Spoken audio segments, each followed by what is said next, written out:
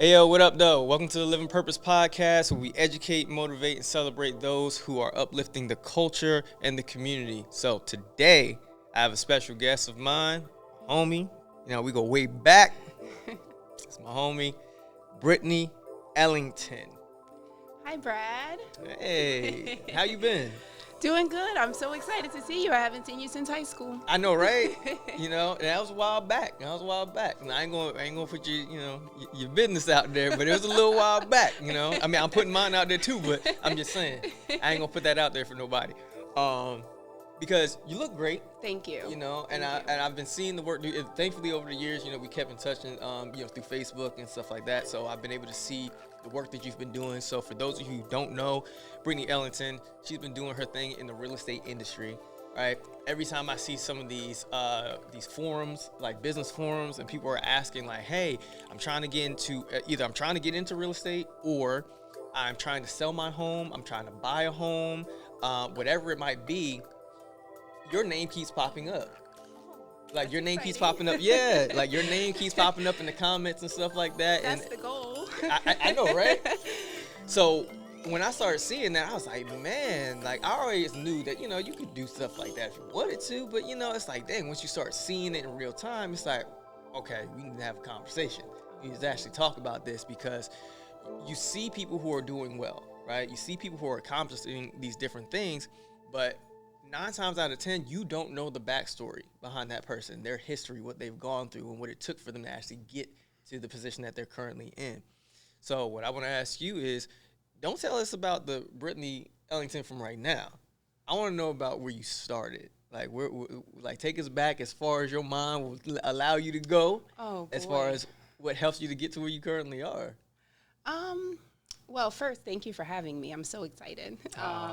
And let's see. So I don't have the best memory. That's both of us. I really don't. I'm also a mom to 4, so my brain is always scrambled, like scrambled eggs. I'm always all over the place. It's a book called Scrambled Eggs? Really? Yes. Shout out to Connie S. Falls. What up, Aunt Connie? Your book, Scrambled Eggs, great book if you're trying to organize stuff. You got a business and you're trying to. Yeah, it's about. I gotta get it. It's about systems and stuff like that. I got you. Okay. I got you, Aunt Connie. Don't even worry about it. We're gonna take care of that. All right, Connie. I'm gonna be looking forward to that book. There you go. But yes, Scrambled Eggs. Every day, my life is just chaotic. But if I could think back to when I first started real estate, I'm originally from Brooklyn. I grew up in Brooklyn. Mm-hmm. I moved into Heightstown, East Windsor in 2001 when I started high school. Totally different environment. Yep. I lived in the projects in Brooklyn, and to move into the suburbs was just complete 360. Culture shock. Yes, culture shock. There you go. So went through high school, didn't really know what I wanted to do with myself. Out of high school, I worked in the restaurant industry. I became pregnant when I was 24. Once I became pregnant, I decided I wanted to get into the medical field. So I went through school for medical assisting, worked in a doctor's office for a little bit.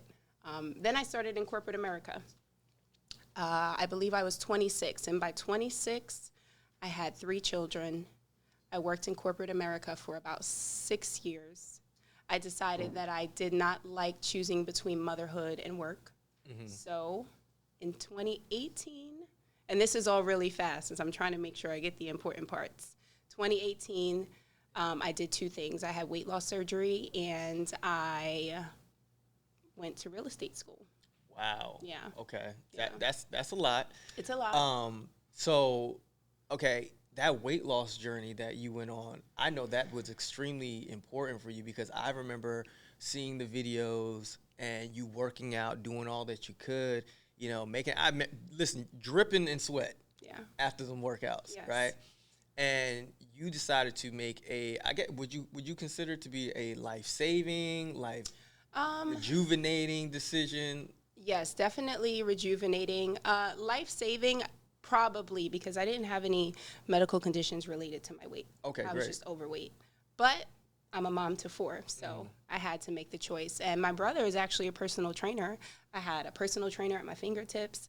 I loved healthy food, but something wasn't working, and I wasn't able to lose the weight like I wanted to as quickly as I wanted to. So I decided to have weight loss surgery in November of 2018, and at the same time, I was taking classes to become a licensed agent. Right.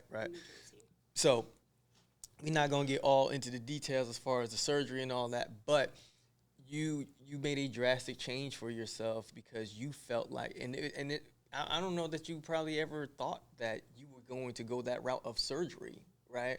No, it was really I don't want to say it was a split-second decision, but I was sitting on the couch watching TV, like you see on TV, and the commercial came across, and I said, you know what, I'm going to try this out. Okay. I'm going to go in for a consultation. I'll see what happens. Because at that point, I knew I wanted to be an agent, but I wanted to build my confidence. Gotcha. So they kind of played hand, and I was doing both at the same time. But we'd be here all day until Christmas if we continue to talk about my journey with weight loss surgery. I get you. I mean, I was one of those people who were able to watch, all that you were willing to show us. So, and I know there's just stuff that goes on behind the scenes that we'll never really know about. Like maybe you'll write a book about it one day, if you really want to put your story out there. But I am just glad that you took that leap of faith and you did what you felt was best for you and your family to put you in the best position possible. Because now we see you and you're out here thriving. Like you're really doing your thing, extra mobile, running around here, all these different appointments that you have. And I know that that's something that would be taxing on you if you didn't physically feel fit to do it, right? Yes. So that's great. Thank you. And I will, just to touch base on that book writing thing. Okay. I am writing a book. So on Instagram, I have a weight loss journey page. Britt J Gets Fit VSG 718. I think that's the right order. But I'm super transparent on that page. And there are a lot of people that follow me because the hardest part of this journey is maintaining the weight after a couple of years. So you're saying even after the surgery, there are people who kind of relapse and you can put the weight back on. All of it, if not more. Yes. So that's the biggest challenge right now, is still making the right decisions and being consistent and making the right choices. So I'm starting a book. I've started it. So it'll be about pretty much my history and up until surgery, and then maybe a second book on maintaining the weight loss and some of my practices and things like that. Okay. Yep. Now I know with that journey that you went on, your husband had to have been supportive. Yes. In the process. Yes. I'm sure he loved you just the way that you were Yes, throughout all of it. But I'm sure he's ecstatic knowing that you are healthy. And he doesn't have to worry about any health issues coming up in the future, based around anything related to that type of thing. So shout out to your husband, for being there for you throughout the whole journey. I know, same story with me and my wife. Shout out to my wife, Shug, because, she was with me when I was, in the very beginning. I had 3 dead-end jobs, trying to figure it out, left the job that I had where I was making good money, but I had this dream of being an international motivational speaker, speaking life into students. And 8 years later, here we are, and, doing this thing at a high level where I was able to walk away from my job. And, I've been doing this full time. So, and you're doing amazing. Sorry to cut you off. Thank you. No, it's all good. Thank you. Trust me, I appreciate it. 'Cause I remember there was some times where I was like, maybe I'm not good. Maybe I'm not good at this, But, through mentorship, tutelage, and I'm sure, you can probably touch on that as well. Absolutely. Getting into real estate, you had to get some coaches, some mentors to kind of guide you through the process. So let's fast forward a little bit. You decide what was the catalyst? What was the thing that made you make a decision like, I need to get into real estate now? My children. Okay. Again, having that mom guilt. My son suffers from asthma, so there were times where I had to call out of work. I enjoyed my career in corporate America. However, I also wanted to be a mom. I have a great support system, my mom, my grandmother, some of my aunts, but I like to be there. So I decided to become a real estate agent because you get to create your own schedule as an entrepreneur, and who doesn't want to do that? I know that's right. When my kids need me, I'm there. Right, because I am not, you ask my wife, I am not a morning person. But, I mean, it's funny. If I got to speak, or something like that, I'm up before my wife. Right. And my wife is a morning person, so she's up, morning, babe. I'm like, yeah. Yeah, that's my husband too. 20 minutes before he's out the door, that's when he wakes up. Crazy. I just don't understand them. I just could never get it. But I'm glad somebody got to do it on a consistent basis in our house because I can't do it. And yeah, it's just like, okay, I love the fact that I can make my own schedule. I plan things out the way, what works best for me. I'm not one of those people where I tell people, oh, you got to make your weaknesses your strengths. I'm like, no, that's not natural at all. I'm not good at math. Like, I don't know what to tell you. Now, I can do multiplication and division, and I can do what's needed, what's necessary, but it's never going to be comfortable for me. Right. So with Not that my being strong said, suit. I agree. right. So it probably took some time for you to adjust because you were going from corporate now to more of an entrepreneurial journey with real estate, and you got to set your own schedule. And the biggest thing all right, so I get people all the time who say, oh, Brad, I want to go full time as a speaker too. I'm like, bro, there's no blueprint to this. Right. Don't come over here thinking that you're going to get what I got and not have to go through the things that I had to go through. Right? Yes. So you'll get people that say, man, okay, I want to make the money. I want to do this. I want to do that. Blah, blah. I'm like, all right, cool. I got you. But I'll give you the blueprint. I'll help you. I'll tell you what you need to do. As soon as I tell them, okay, you might have to go 2 years speaking without getting paid. Mm-hmm. It's going to be all pro bono work, right? Absolutely. And they're like, oh, I can't do that. Yeah. Now, mind you, first year out the gate, I was getting paid. But it was sporadic. It wasn't, all that. Right. It wasn't consistent. Yep. So, and you know about that within the real estate game, where sometimes, okay, you might have a stint where you don't close anything yet, and you gotta have some skin in the game. You have some thick skin. You gotta stay in there because as soon as you run into a bad situation, first thing you want to do, throw your hands up, like I ain't doing this no more. Let me go back to whatever. And what they don't understand is that when you have a 9 to 5, they provide the systems for you. They provide the SOPs for you. Yep. When you are working on your own as an entrepreneur, you have to provide the systems. You have to create those systems, those SOPs, right? Once again, shout out to Aunt Connie, Scrambled Eggs.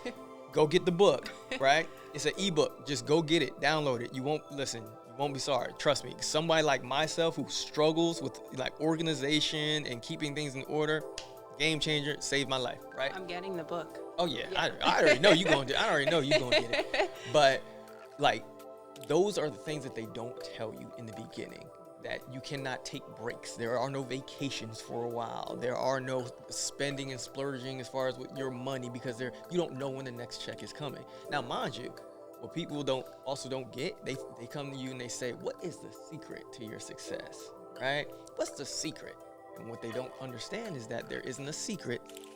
It's a system. It is. There's no secrets. It's a system. Yes. So what you have to do is you have to get your system down so that you don't have to be running around trying to figure out, where am I going wrong? Why isn't this working? If you work the system, you know exactly what's not going right. Okay, you're not sending out enough emails. You're not knocking on enough doors. Like, it's a numbers game. You're saying everything right. Oh, man.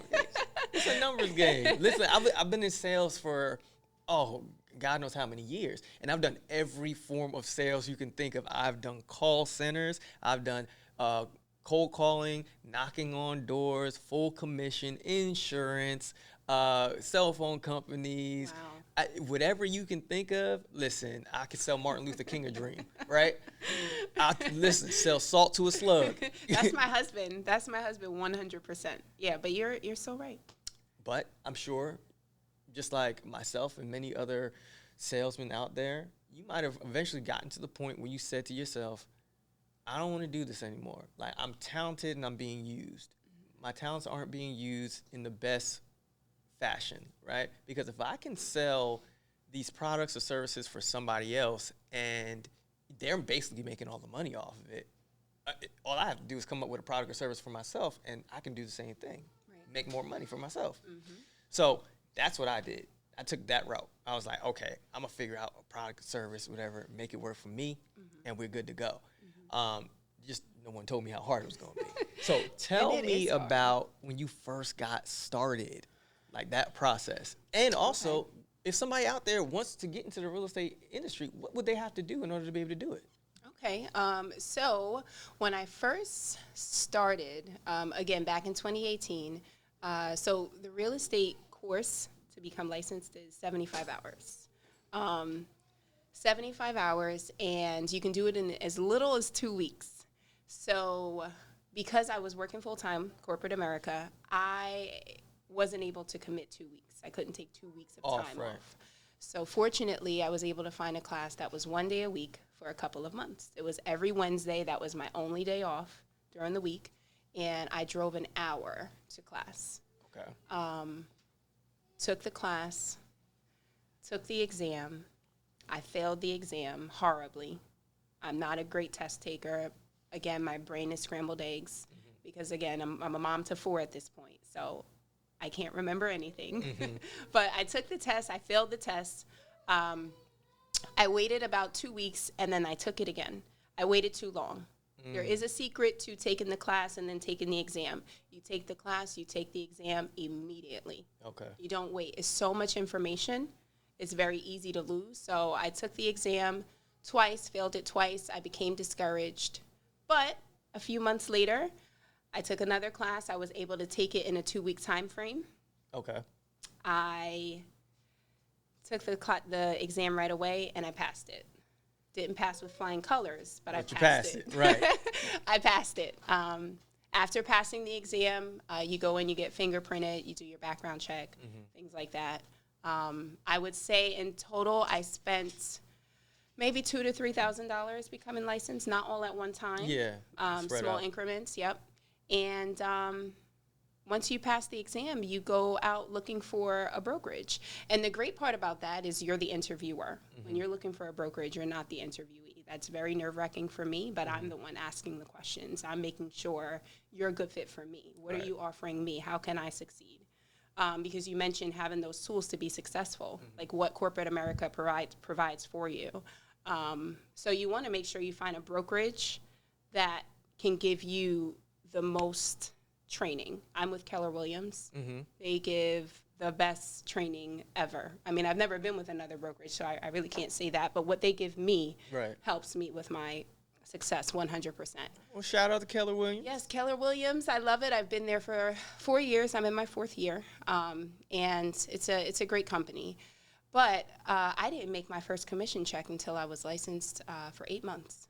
Okay. 8 months. At that time, I was generating no income. I worked part-time as a waitress. Thank God I had my husband to support me. He was all on board for me to take the risk and just leave corporate America. And I left. I didn't give a 2 weeks notice. I wrote a note to my supervisors. I said, thank you so much. I'm sorry I have to do it this way, but it's time for me to go. And I was focused.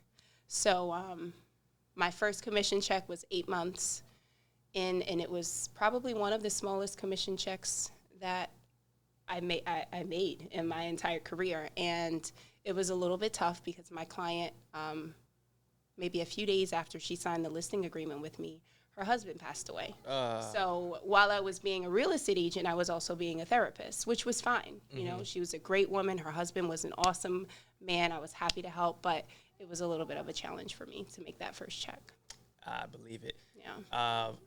Lord, because listen, because I know how it was in the beginning. Like the first time I ever got paid as a speaker, most people don't know. I haven't told this many people this story, but I remember it was a guy at Mercer County Community College, a good dude. Matter of fact, I know his name, Professor Haywood. Professor Haywood, because everybody know about me now, so it's whatever. Professor Haywood, he gave me an opportunity. I came up to the school to meet my old professor, Miss Pelusi. Unfortunately, she passed away since then. And she wasn't there, but I ran into him. He was in the class that she normally teaches in. I ran into him, and we started talking. He's like, who are you looking for, little brother? Told him about, who I was looking for, what I was doing and everything. He's like, you a speaker, aren't you? I was like, I didn't even say I was a speaker. How do you know? He's like, oh, I know a speaker when I hear one. He was like, okay, yeah. He's like, what you doing? He said, what you doing this weekend? I was like, nothing. He was like, well, all right, little brother, I want you to come on down to this event I got going on, and I want you to speak at it. And I was like, sure, no problem. Yeah, I'll give you like 10 minutes to get up there and say something to the people. I said, sure, no problem, I can do that. So I show up and everything, and when I get there, he's like, "Oh, little brother, you here? Oh, cool, great." So I see him get up, and he going to all the tables, right? And he's picking up all the pamphlets. He's taking all the pamphlets off the table. I was like, oh, "Okay, all right." And then he throws them in the garbage, and he goes and gets another set of pamphlets and puts them down on all the tables. I go up to speak, or I'm sorry, he goes up because he introduces everything that's going on. He does his thing. He speaks for a little bit. And then he says, "Okay, so I'm going to be introducing your keynote speaker for today. He's a little brother that I know, great speaker. He's never heard me speak before, mind you." He's like, "Brad Butler, you guys put your hands together for him." And so I come up there and speak. I do my thing. I sit down. He's like, "Great job, little brother." I look at the pamphlet because it's the first time I got a chance to look at it. And I saw the one that was in the garbage. He took his name off the pamphlet as the keynote speaker and put mine on.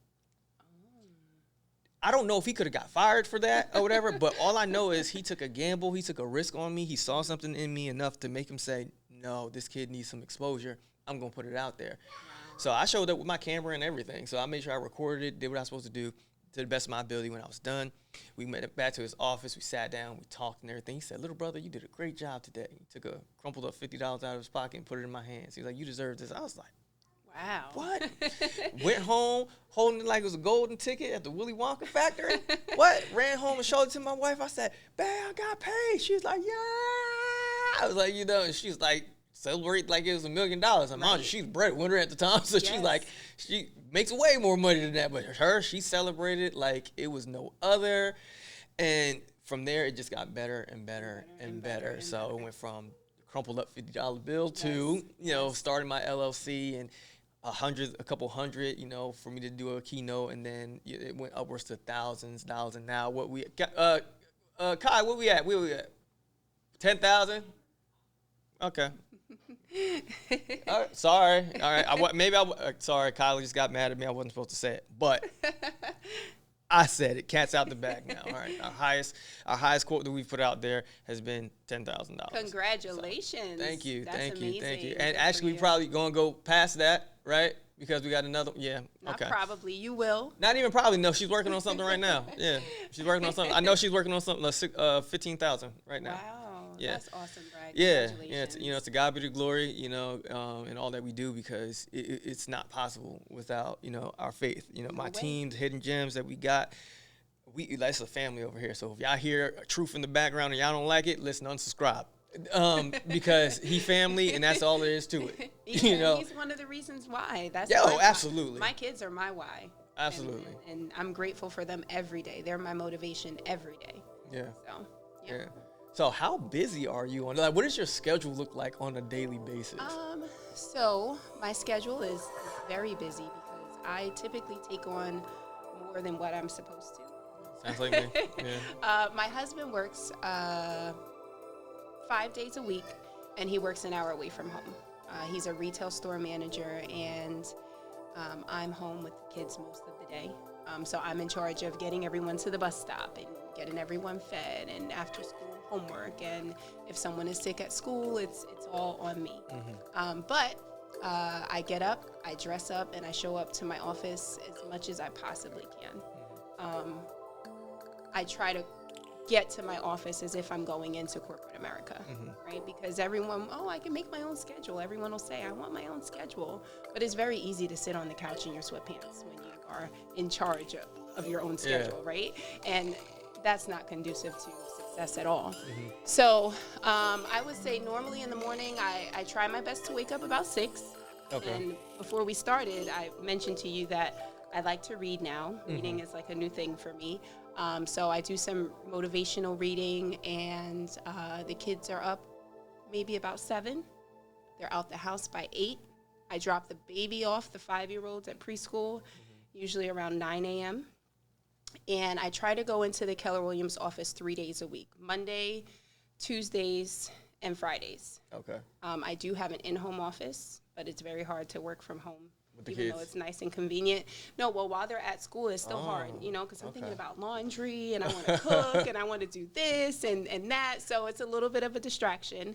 But I spend a lot of my time out showing houses and negotiating offers, a lot of emailing. So I typically go into the office, I lock myself in the conference room, and, I get to work. So I work from 9:30 until about 2, and then I pick the kids up at 2:30. From 2:30 until about 5, it's all kids and homework and all that kind of stuff, and dinner from 5 to 6, and then from 6:30 until about 8, I try to do anything related to real estate, anything that can make me better. Right. Recorded training classes from Keller Williams, reading, networking and talking to others, and that's my time, Monday through Monday. I don't even want to say Monday through Friday. It's right. Monday through Monday, every single day, because in order to be successful, you have to be consistent. Yeah. Every single day. Yeah, people don't understand when you're an entrepreneur and you're doing things on your own schedule, you don't get a day off. You don't. You can make some time for other things like family and stuff like that, but you don't really get a day off. Like I'm constantly looking at I get yelled at for all the time. Like I think my wife is somewhat used to it now, but that's a thing where I'm constantly looking at my phone. Like I have to put out my own content and stuff like that. And, I'm checking the emails and like, okay, what's going on with this and that, the other. And it's hard to take a step away from it because when you're trying to put yourself and your family in a certain position, it's like the switch almost, it's hard to turn it off. Yes. And I understand, for other people on the outside, they're like, oh, well, I get it. I understand. But until I got this thing on autopilot, it's like I got to make sure I got my foot on the gas pedal to make sure that this thing is going because there are people that are depending on me. Yep. I got my wife, I got the hidden gems. I want to make sure my family is straight and so I can provide things for them, make sure that they can see what's possible, things of that nature. So I'm kind of always on it to like get things done. Like even like, I can't even tell you, I ain't got but one or two friends left from Heightstown that I talk to. Yeah. So like my brother Sam Salter, that's my brother. I still talk to him. Greg Hills, my guy over in New York. That's pretty much it. Your circle becomes very small. Yeah. Yes, it does. I agree with you 100%. And like you, I'm always in overdrive until it's on autopilot. Right. And I'm learning that I can't do it by myself. I'm working on finding a personal assistant. That seems like it's going to be a challenge. We putting it out there. We putting it out in the world. Listen, she's looking for a personal assistant. So if that's what you do, then go ahead and DM her, jump in her DMs. Like, listen, I can do this for you. I got you, sis. Yes, I'm working. I'm reading a book. It's Everyone Should Be a Millionaire by Rachel Rogers. I actually just recently finished it a few days ago. And I'm learning that you just can't do it all by yourself. Oh, absolutely not. And until my business is on autopilot, I'm on overdrive. Like I really am. So I'm like you. Sorry to cut you off. No, I you're had good. to agree with you. Yeah. You're good. That's why I value my team so much. Like if there's anything that they need, I tell them, do not keep it from me. Let me know if there's any way, shape, or form that I can help or provide a resource or connect you with this person, that person. Let me know because I don't want my people to be in lack. Like, if I can help, I'm finna be there. I'll give you my last if it'll help you to get to where you need to be so we can keep this thing moving. Because I value them just as much as they value me. If anything, I might value them more. So I'm like Eric Thomas in that sense. Like, I will fight you to add more value to your life. Yes. Because I believe in people that much. And, that's why I shout out to my hidden gems, in here. Because ever since I've met them, they've always added value. And I'm like, what? Oh, like you actually believe in what I'm doing? Oh no! Watch this. I'll fix y'all. Watch this.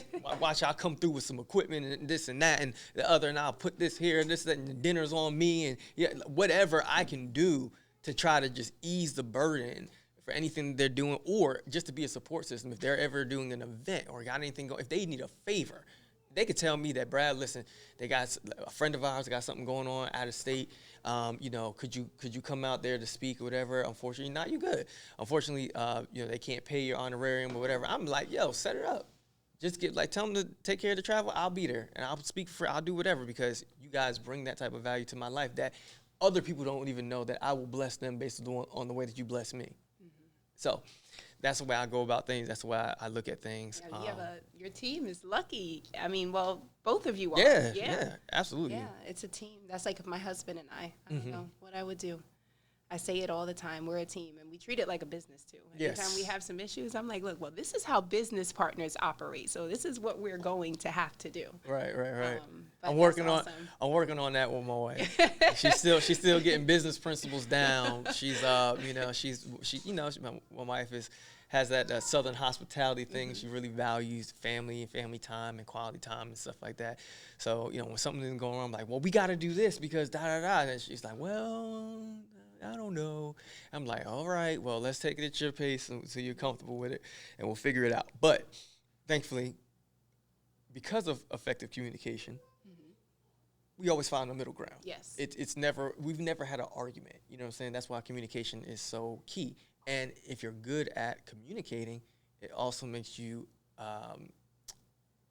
someone who tends to do well when it comes to business, because now you're not talking or communicating with somebody just to get your point across. You're actually using active listening. Yes. So that you're listening with the intent to understand, not with the intent to respond. Yes.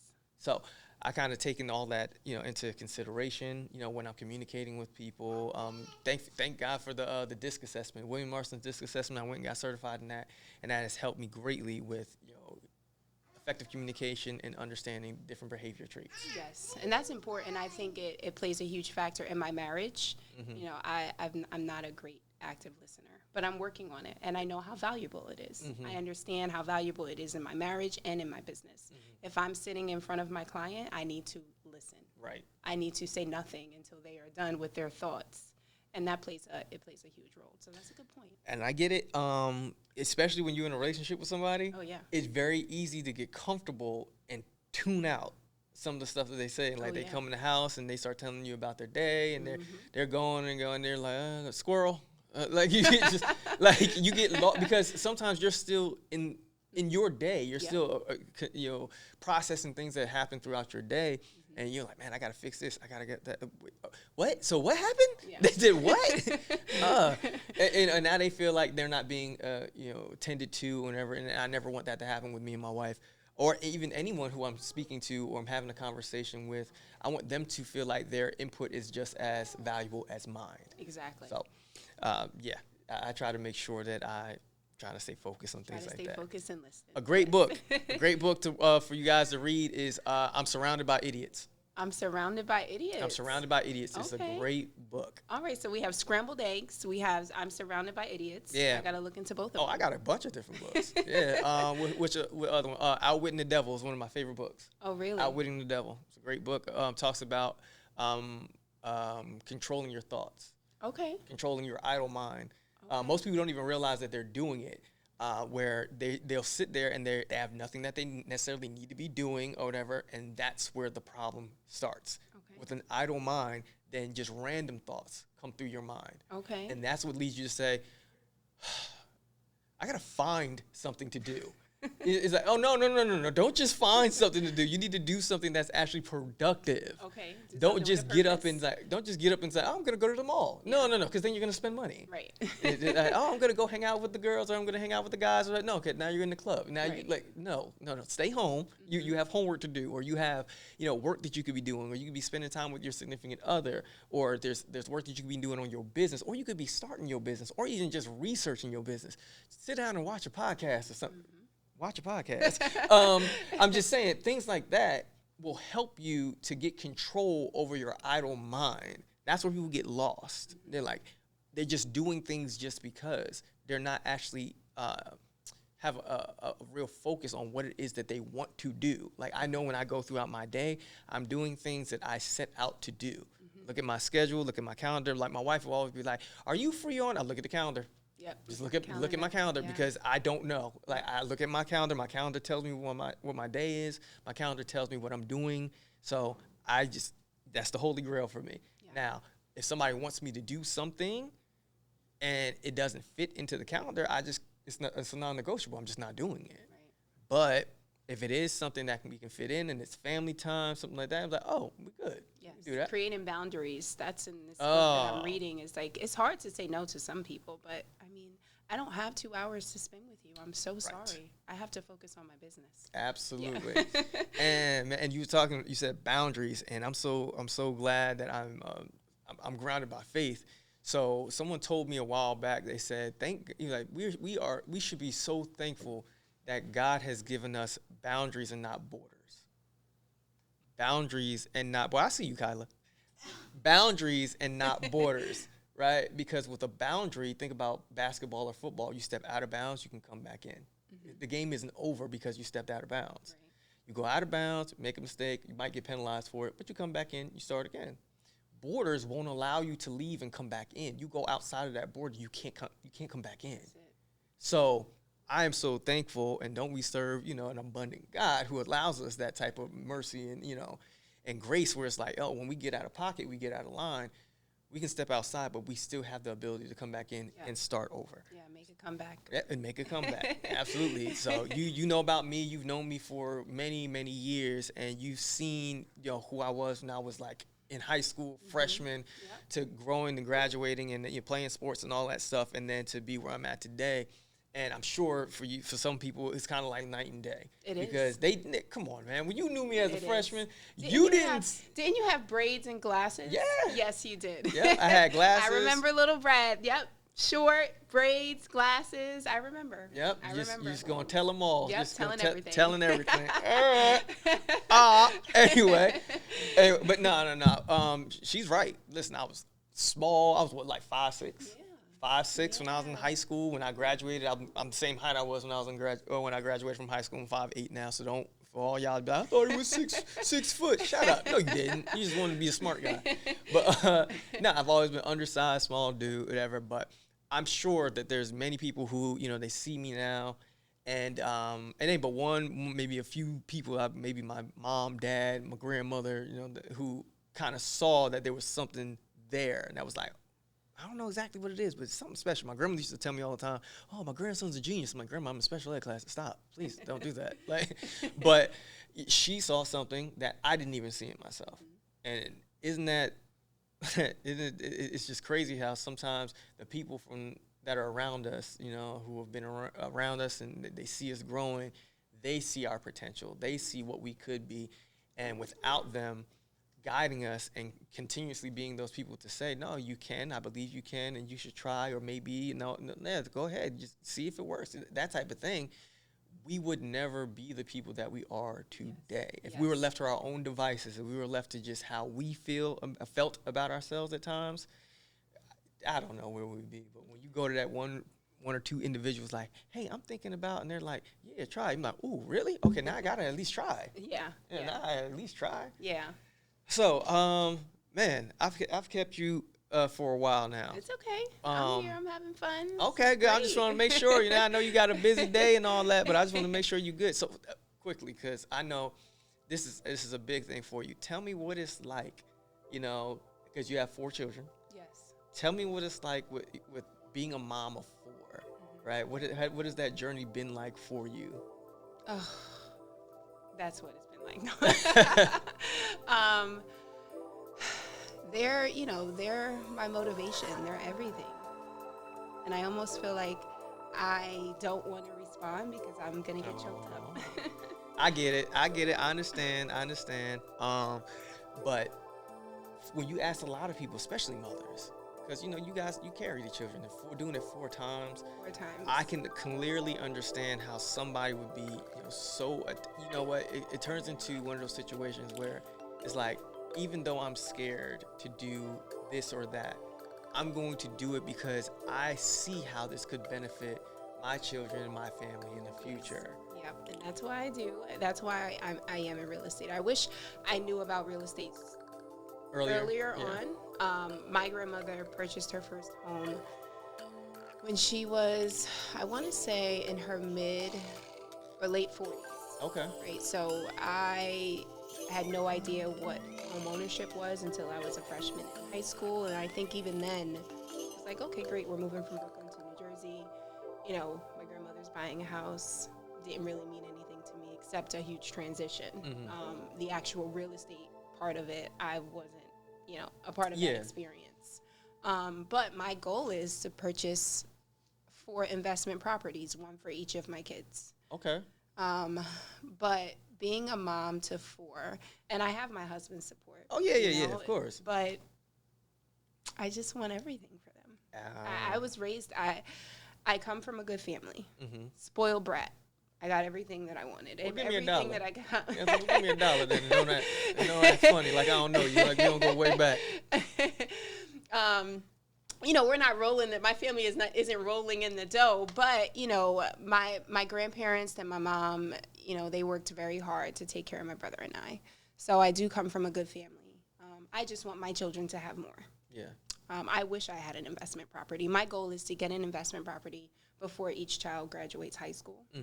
And there are many real estate agents. They come with me on showings. They know what a real estate contract is. They've heard me negotiate deals. So, but, it is a lot. It's exhausting, and I feel like a lot of times I stretch myself thin.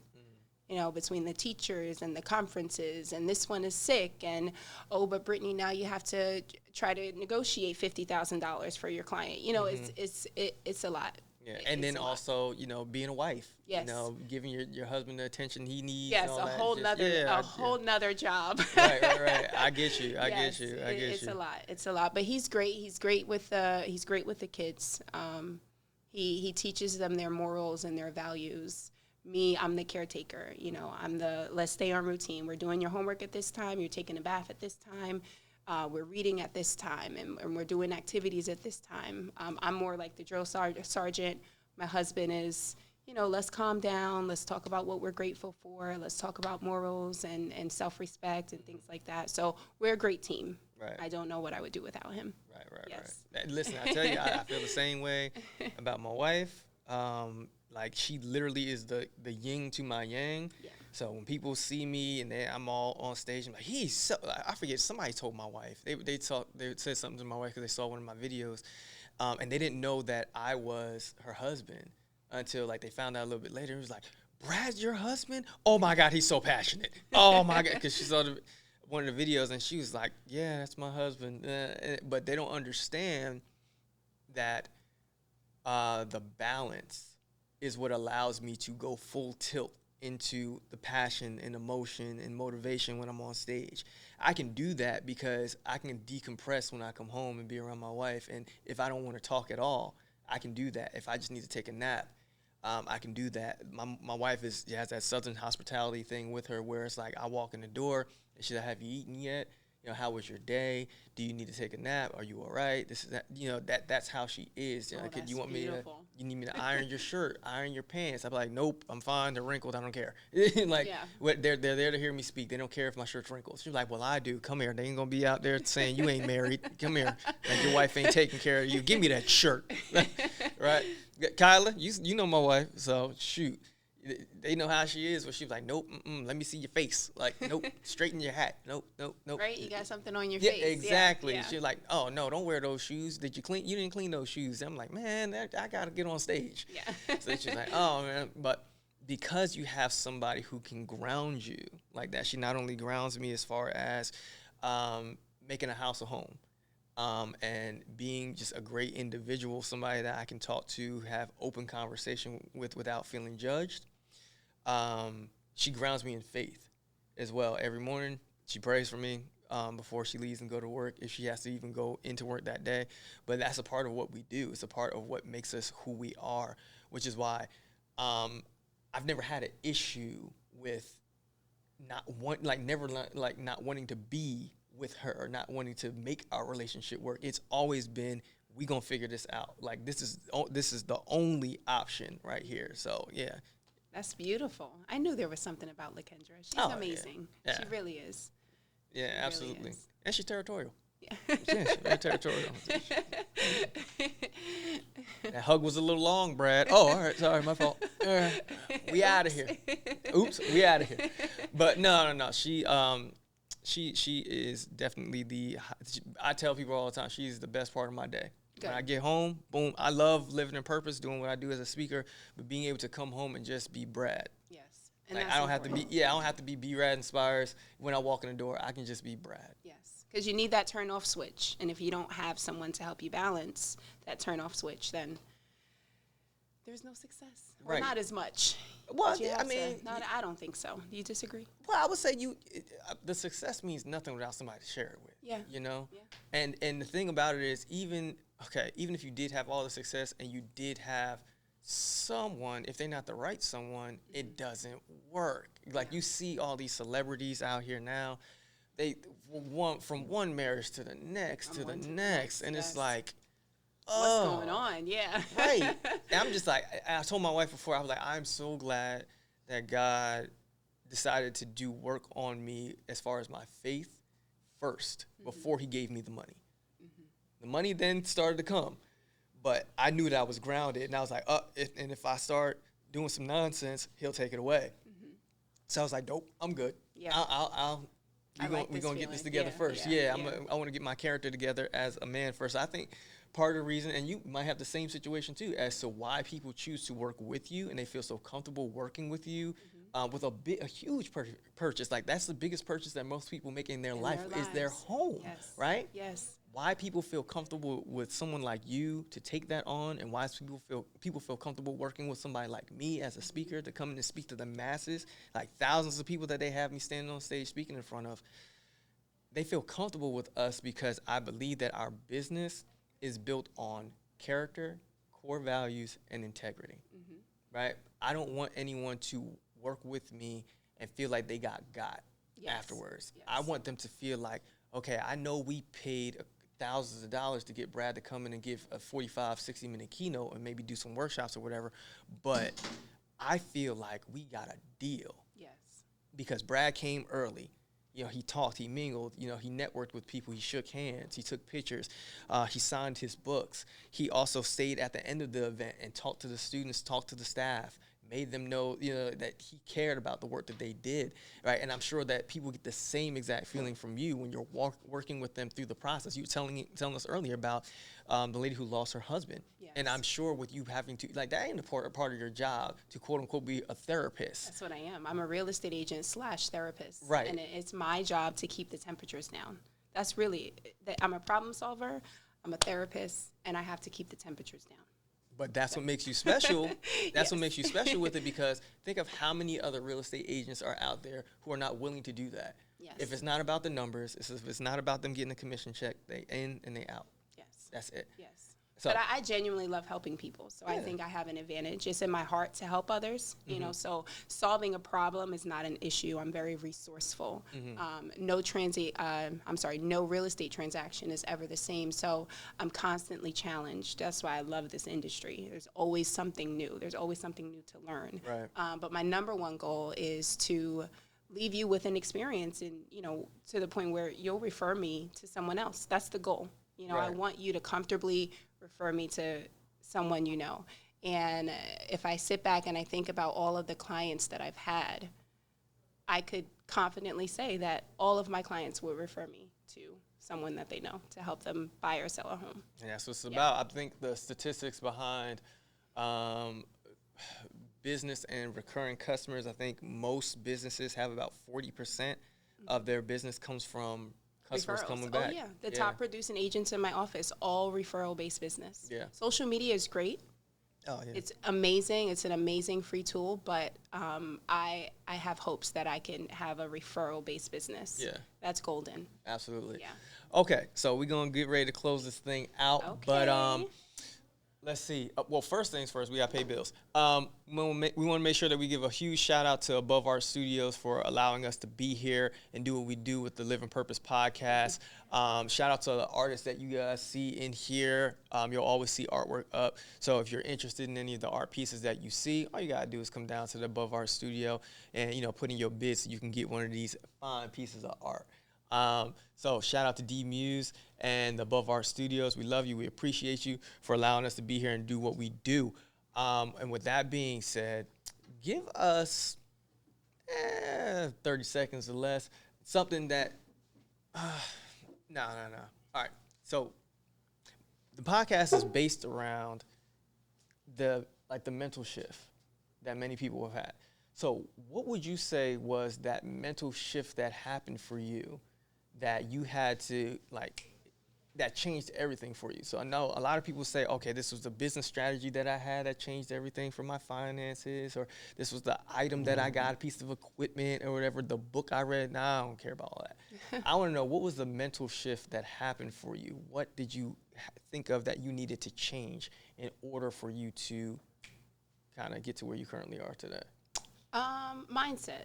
Okay. Yeah, so mindset is huge. I think when I closed my last transaction, well, the transaction that I closed in November, it was a house in Plainsboro, New Jersey.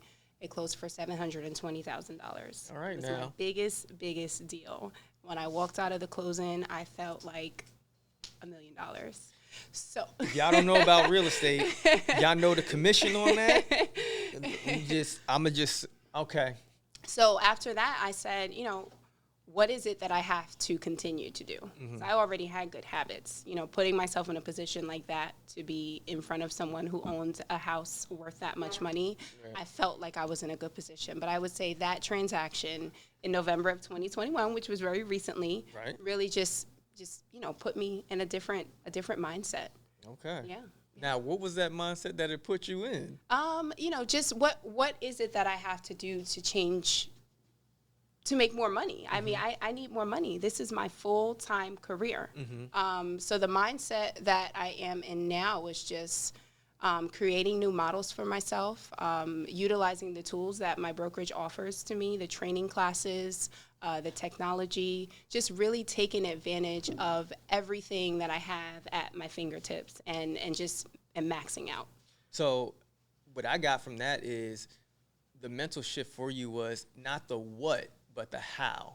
So you hear people, a lot of times they say things along the lines of like, what did they do? Or like, what do I do to get this or that or the other? It's like, well, how do I do it myself?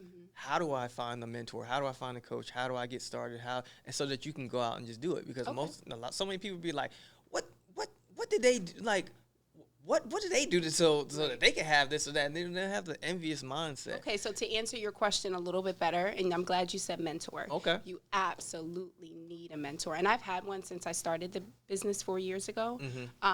But you said earlier, there's no blueprint. Right. It's just how each person is doing what they're doing to become successful. And they all pretty much follow that blueprint that isn't really there. Right. It's the consistency. It's the follow-up. It's asking questions, using resources, not being afraid, being comfortable with being uncomfortable. I know you've said that before. Yeah. That's really what it takes. If you're sitting in a room and you have butterflies in your stomach and you get through whatever it is you're getting through, that's golden. And you keep doing that same exact thing. That's what I live by, being comfortable with being uncomfortable.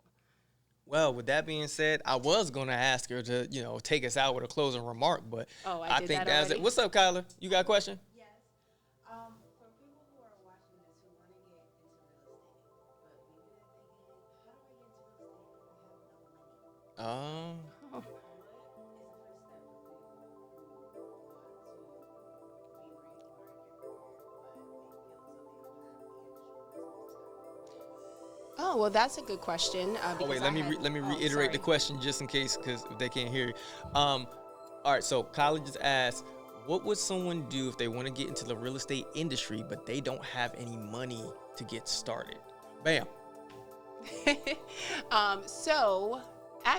good thing about real estate is getting into it is that you don't have to put out all of the money at one time. First, you start with the classes. I think I paid about $400 for my classes. Okay. And I mean, for some that may be a lot. So I would say scrape every penny, save every dollar that you can. And that's where you start. There's so many classes available. And because of the pandemic, there's a lot of virtual classes available. I had to go in person, which was a little bit of a challenge for me, but you can find virtual real estate school online. Right. All right. I think that answers that. Okay, so with that being said, listen, we thank you guys for watching. As always, it's your boy Brad B. Red Butler II. I encourage every last one of you to make your next day your best day. Why? Because the work you've done today is not enough to get you through tomorrow. We'll see y'all in the next one.